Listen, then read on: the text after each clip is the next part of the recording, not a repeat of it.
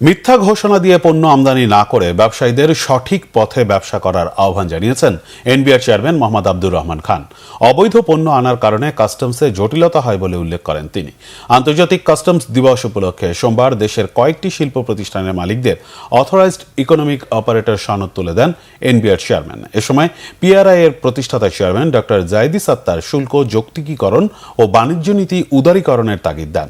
সরকারের সচিবরাও পণ্য আমদানি সহজ করতে কাস্টমসের কার্যক্রম 24 ঘন্টা চালু রাখার পরামর্শ দেন। জবাবে এনবিআর চেয়ারম্যান জানান, রাজস্ব আহরণে স্বয়ংক্রিয় অনলাইন পদ্ধতির ব্যবহারে জোর দেওয়া হচ্ছে। তবে সকল করদাতাকে খুশি করে সরকারি চাহিদা অনুযায়ী রাজস্ব আদায় সম্ভব নয়। এরপরও সব সেবায় বৈষম্য দূর করতে কাজ চলছে। দেশের স্বার্থ ও স্থানীয় শিল্পের সুরক্ষা নিশ্চিত করে বাণিজ্য সুবিধা বাড়ানো এবং সব আমদানি পণ্যের শুল্ক যৌক্তিক পর্যায়ে নামিয়ে আনার আশ্বাস দেন তিনি।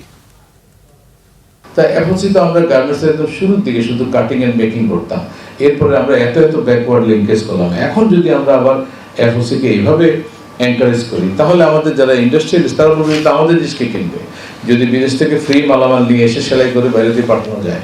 সুতরাং আমাদের দিক থেকে আসলে সমস্যাগুলো দুই দিকেই অ্যাড্রেস করতে হয়। ট্রেডকে যেমন আমরা ফ্যাসিলিটেট করবো, একইভাবে ন্যাশনাল ইন্টারেস্টটাকে প্রটেক্ট করা। আমাদের যারা ব্যবসায়িক ভাইরা আছেন তাদেরও চিন্তা করতে হবে যে আপনারা যাতে করে সঠিক রাস্তায় থাকেন এবং আপনারা যদি মিস ডিক্লারেশনটা না দেন।